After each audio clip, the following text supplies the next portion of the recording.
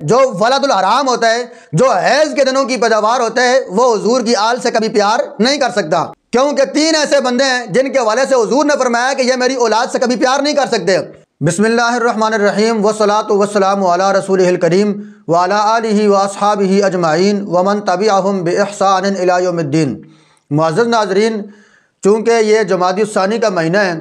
اور 20 جمادی الثانی کو سیدہ طیبہ طاہرہ عابدہ راضیہ مرضیہ راحت قلب و جان مصطفیٰ مادریاں مرکز پرکار عشق مادریاں قافلہ سالار عشق شہزادی کونین ام الحسنین جناب سیدہ فاطمۃ الزہرا سلام اللہ تعالی علیہ، آپ کی یوم ولادت ہے 20 جمادی الثانی، اور اسی طرح 22 جمادی الثانی کو تاجدار صداقت خلیفہ اول خلیفہ بلا فصل منبع نور الہدا پیکر صدق و وفا حبیب مصطفیٰ نائب مصطفیٰ وزیر مصطفیٰ سمع و بصر مصطفیٰ جناب سیدنا صدیق اکبر رضی اللہ تعالیٰ عنہ، آپ کا یوم وصال بھی 22 جمادی الثانی کو ہے۔ اور چونکہ سیدنا صدیق اکبر رضی اللہ تعالیٰ عنہ کے شان اور عظمت کے حوالے سے میں نے اسی ماہ مبارک میں ان کی شان اور کمالات اور رفعت اور بلندی کے حوالے سے احادیث کی روشنی میں ایک ویڈیو بنائی ہوئی ہے، وہ آپ اس ویڈیو کو دیکھ سکتے ہیں اور اس سے آپ استفادہ کر سکتے ہیں۔ حدیث کی روشنی میں سیدنا صدیق اکبر رضی اللہ تعالیٰ عنہ کی شان بھی آپ سن سکتے ہیں۔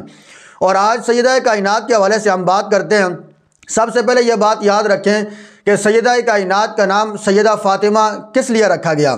علماء کرام فرماتے ہیں انما سمیت فاطمہ لأن اللہ فطمہا وذریتہا عن النار یوم القیامہ، کہ سیدہ کائنات کا نام سیدہ فاطمہ اس لیے رکھا گیا ہے کہ پروردگار عالم نے سیدہ کائنات کو بھی اور ان کی قیامت تک آنے والی تمام اولاد کو بھی اللہ رب کائنات نے جہنم کی آگ سے بری کیا ہوا ہے۔ اور ایک روایت میں آتا ہے ان اللہ فطمہا وحجبہا وذریتہا ومحبیہا عن النار یوم القیامہ، کہ اللہ رب کائنات نے سیدہ کائنات کو اور ان کی اولاد کو اور ان کے ساتھ محبت کرنے والوں کو بھی پروردگار عالم نے جہنم کی آگ سے بری کیا ہوا ہے، جہنم کی آگ سے آزاد فرما دیا ہے۔ یہ اتنی بڑی ان کی شان ہے، یہ اتنا بڑا ان کا کمال ہے۔ اور سیدہ کائنات کا نام جو فاطمہ رکھا گیا ہے، تو اب اس حوالے سے آپ یہ بھی سماعت فرما لیں کہ ناموں کی برکت کیا ہوتی ہے۔ جب کوئی بزرگ کسی کا نام رکھ دیتے ہیں تو اس میں برکت کیا ہوتی ہے۔ اس حوالے سے حضرت سعید بن جمحان رضی اللہ تعالی عنہ آپ فرماتے ہیں، بہت ہی دل میں اترنے والی بات ہے، اور اس کو دلائل النبوہ میں امام بہقی نے اس حدیث پاک کو روایت کیا ہے۔ سعید بن جمحان رضی اللہ تعالیٰ عنہ فرماتے ہیں کہ میں نے حضرت سفینہ سے پوچھا آپ کا نام کیا ہے، تو انہوں نے کہا کہ یہ تو میں تمہیں نہیں بتاؤں گا کہ میرا نام کیا ہے، البتہ میں تمہیں اتنا بتا دیتا ہوں کہ رسول اللہ صلی اللہ تعالیٰ علیہ وآلہ وسلم نے میرا نام سفینہ رکھا ہے۔ کیا رکھا ہے؟ سفینہ۔ میں نے ان سے پوچھا، سعید بن جمعان کہتے ہیں کہ میں نے ان سے پوچھا کہ آپ کا نام حضور نے سفینہ کیوں رکھا ہے، اس کی کیا وجہ ہے؟ سفینہ کا معنی ہوتا ہے کشتی، تو یہ نام آپ کا کیوں رکھا ہے؟ تو وہ فرمانے لگے کہ میرا نام سفینہ حضور نے اس لیے رکھا کہ ایک مرتبہ نبی علیہ الصلوۃ والسلام اور ان کے اصحاب کسی سفر پر جا رہے تھے اور ان کے پاس سامان زیادہ تھا، سامان چونکہ بھاری ہو گیا، تو رسول اللہ صلی اللہ تعالیٰ علیہ وآلہ وسلم نے مجھے فرمایا کہ تم اپنی چادر کو بچھاؤ۔ تو میں نے اپنی چادر کو جب بچھایا تو تمام صحابہ اکرام نے اپنا سامان اس چادر میں رکھ دیا، تمام صحابہ نے اپنا سامان اس چادر میں رکھا۔ تو پھر نبی علیہ الصلوۃ والسلام نے وہ جو سارا سامان تھا اس کے حوالے سے مجھے کہا احمل فانما انت سفینہ، فرمایا کہ تم اسے اٹھاؤ، بے شک تم کشتی ہو، بے شک تم سفینہ ہو۔ تو اس کے بعد سے میں 1 سے لے کر 7 اونٹوں تک کا جو بوجھ ہوتا ہے اگر وہ بھی اٹھا لوں تو مجھ پر وہ بوجھ بھاری نہیں ہوتا۔ یہ ہوتی ہے ناموں کی برکت۔ اب نبی علیہ الصلوۃ والسلام نے سیدہ کائنات کے لیے کیا فرمایا کہ اللہ نے ان کو بھی، ان کی اولاد کو بھی اور ان کے ساتھ محبت کرنے والوں کو بھی جہنم کی آگ سے بری کر دیا ہے، اس لیے سیدہ کائنات کا نام سیدہ فاطمہ رکھا گیا ہے۔ اور یاد رکھیں کہ جو سیدہ کائنات کی اولاد ہے، جو امام حسن و حسین کی آگے اولاد ہے، ان کو سادات کہا جاتا ہے، سادات فاطمیہ کہا جاتا ہے ان کو، اور قیامت تک جتنے بھی سادات ہیں ان کے حوالے سے حضرت فاتح قادیاں پیر میر علی شاہ صاحب نے فتاویٰ میریہ میں بھی اور دیگر بھی اپنی کتابوں میں کئی مقامات پر ذکر کیا ہے کہ اللہ نے سیدہ کائنات کی تمام اولاد کو جہنم کی آگ سے بری کر دیا ہے، اور قیامت والے دن یہ اس حال میں اٹھائے جائیں گے کہ یہ مغفور ہوں گے، یہ بخشے ہوئے ہوں گے۔ اور فرمایا فَلَوْ كَشَفَ لَكَ يَا وَلِيُّ عَنْ مَنَازِلِهِمْ فِي الْآخِرَةِ، فرمایا کہ اگر تمہیں ان کا وہ مقام اور مرتبہ جو پروردگار عالم قیامت والا دن ان سادات فاطمیوں کو عطا کرے گا، اگر تیری آنکھوں کا جو حجاب ہے اللہ دور فرما دے، تو ان کا وہ مقام دیکھ سکے، تو تو ان لوگوں کی غلامی کو تہ دل سے قبول کرنا پسند فرمائے۔ یہ پیر میر علی شاہ صاحب رحمۃ اللہ تعالیٰ علیہ آپ نے تصفیہ مابین سنی و شیعہ میں بھی لکھا ہے، اور اس کے علاوہ فتاویٰ میریہ میں بھی پیر میر علی شاہ صاحب رحمۃ اللہ تعالیٰ علیہ آپ نے لکھا ہے۔ اور یاد رکھیں کہ یہ جو سادات فاطمی ہیں یہ امام حسن و حسین کی اولاد سے ہیں۔ اب جو مولا علی کرم اللہ تعالیٰ وجہ الکریم کی اور جو ازواج ہیں ان سے جو اولادیں ہیں وہ سید نہیں ہیں۔ سید صرف وہ لوگ ہیں کہ جو سیدہ کائنات کے بطن اقدس سے جن کی اولاد آگے چلی ہے وہ سید ہیں، امام حسن و حسین، اور ان کی جو آگے اولادیں ہیں وہ سید ہیں۔ اور جو مولا علی کرم اللہ تعالیٰ وجہ الکریم کی دوسری ازواج سے اولادیں ہیں تو وہ علوی کہا جاتے ہیں ان کو۔ اسی طرح جن لوگوں پر صدقہ حرام کیا گیا ہے تو وہ صرف سادات نہیں ہیں بلکہ وہ دو قسم کے لوگ ہیں، ایک سید اور ایک بنو ہاشم۔ اب جو سید ہوتا ہے وہ تو ہاشمی ہوتا ہے، یعنی ہر سید ہاشمی ہوتا ہے، لیکن ہر ہاشمی سید نہیں ہوتا۔ اور اس حوالے سے صدقہ کے حرام اور حلال ہونے کے حوالے سے ایک دوست نے کمنٹ میں سوال بھی پوچھا تھا، غالباً وہ فدق کے مسئلے کے حوالے سے سوال کر رہا تھا کہ پیر صاحب نے لکھا ہے کہ انبیاء جو چھوڑ کر چلے جائیں وہ صدقہ ہوتا ہے، تو سیدہ کائنات صدقے کا سوال کس طرح کر سکتی تھیں؟ تو اس حوالے سے عرض یہ ہے کہ باغ فدق کا جو موضوع ہے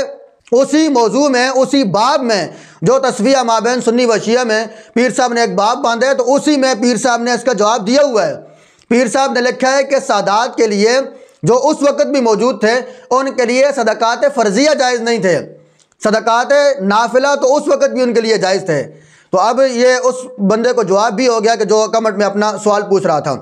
اور اس کے علاوہ نبی علیہ السلام کی اولاد سے جو سیدہ کائنات کی آگے اولاد چلی ہے وہ حضور کی اولاد ہی کہلاتی ہے، وہ حضور کی اولاد کہلاتی ہے، اور یہ خاصہ ہے۔ حضور نے فرمایا کہ اللہ نے تمام انبیاء کی اولادوں کو ان کی صلبوں میں رکھا ہوا ہے، اور میری اولاد کو اللہ نے مولا علی کرم اللہ تعالیٰ وجہ الکریم کے صلب میں رکھا ہوا ہے۔ اور اس حوالے سے حضرت عمر بن خطاب رضی اللہ تعالیٰ عنہ جو خلیفہ دوئم ہیں، جو فارق الحق والباطل ہیں، حضرت عمر بن خطاب رضی اللہ تعالیٰ عنہ بیان کرتے ہیں کہ میں نے رسول اللہ صلی اللہ تعالیٰ علیہ وآلہ وسلم سے سنا کہ امام الانبیاء نے فرمایا ہر جو عورت ہوتی ہے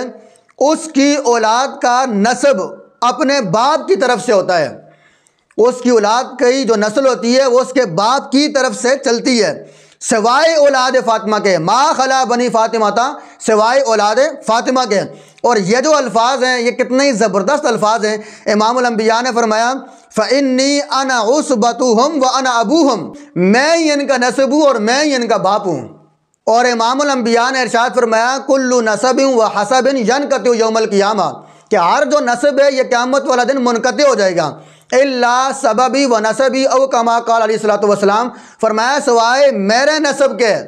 میرے نسب اور میرے سسرالی رشتے کے علاوہ تمام رشتے قیامت والا دن منقطع ہو جائیں گے۔ یہ حضور کے نسب کی شان ہے، یہ حضور کی اولاد کی شان ہے، یہ سیدہ کائنات کی شان ہے۔ فاطمہ تو بادۃ منی، فاطمہ میرے جگر کا ٹکڑا ہے۔ اور یہ سیدہ کائنات حضور کی اولاد سے ایک ایسی حیثیت رکھتی ہیں کہ نبی علیہ الصلوۃ والسلام جن کی پیشانی مبارک کو چوما بھی کرتے تھے، اور نبی علیہ الصلوۃ والسلام ان کے استقبال کے لیے کھڑا بھی ہو جایا کرتے تھے۔ جب کبھی یہ حضور کے پاس تشریف لے کر جاتی تو حضور سیدہ کائنات کے لیے کھڑے ہو جایا کرتے تھے ان کے استقبال کے لیے، اور پیشانی پر بوسہ دیتے، اور نبی علیہ الصلوۃ والسلام سیدہ کائنات کو اپنی مسند پر بٹھاتے۔ آج کوئی بھی پیر ہو، جتنا مرضی اس کا مرید بڑا ہی کاملی کیوں نہ ہو، لیکن وہ اپنی مسند پر ہر کسی کو نہیں بٹھاتا۔ نبی علیہ الصلوۃ والسلام کی مسند سے بڑی مسند کس کی ہو سکتی ہے؟ نبی علیہ الصلوۃ والسلام اپنی مسند پر جس ہستی کو بٹھا رہے ہیں، جن کے استقبال کے لیے کھڑے ہو رہے ہیں، جن کی پیشانی کو نبی علیہ الصلوۃ والسلام چوم رہے ہیں، اور جن کے حوالے سے حضور فرماتے ہیں کہ یہ میرے جگر کا ٹکڑا ہے، وہ کوئی اور نہیں، وہ سیدہ کائنات سیدہ فاطمہ سلام اللہ تعالیٰ علیہا آپ ہیں۔ اور ایک لطیف بات یہ بھی سماعت فرما لیں کہ جو 2 احادیث میں نے آپ کی خدمت میں عرض کی ہیں، ایک نسب والی کہ نسب تمام منقطع ہو جائیں گے سوائے میرے نسب اور میرے سسرالی رشتے کے، اور دوسرا جو ہر عورت کی اولاد کا نسب اس کے باپ کی طرف سے چلتا ہے، اور جو میری اولاد ہے ان کے حوالے سے حضور نے فرمایا کہ میں ہی ان کا باپ ہوں اور میں ہی ان کا نسب ہوں۔ ان 2 احادیث کو حضرت عمر فاروق رضی اللہ تعالیٰ عنہ نے بیان فرمایا ہے۔ حضرت عمر فاروق رضی اللہ تعالیٰ عنہ کا ان احادیث کو بیان کرنا جو اہل بیت کی شان میں حضور نے بیان کی ہیں، تو یقیناً یہ اس بات کا ثبوت ہے کہ صحابہ اہل بیت سے جدا نہیں ہیں اور اہل بیت صحابہ سے جدا نہیں ہیں، اور ہم سنی اہل بیت کو بھی مانتے ہیں، حضور کے صحابہ کو بھی مانتے ہیں، دار والوں کو بھی مانتے ہیں، گھر والوں کو بھی مانتے ہیں، چاروں کو بھی مانتے ہیں، پانچوں کو بھی مانتے ہیں، حضور کی ہر نسبت کا ادب اور احترام کرنے والے الحمدللہ ثم الحمدللہ۔ اور جب آیت مودت نازل ہوئی، قُل لَا أَسْأَلُكُمْ عَلَيْهِ أَجْرًا إِلَّا الْمَوَدَّةَ فِي الْقُرْبَى، کہ میری قرابت داروں کے ساتھ مودت کرنی ہے،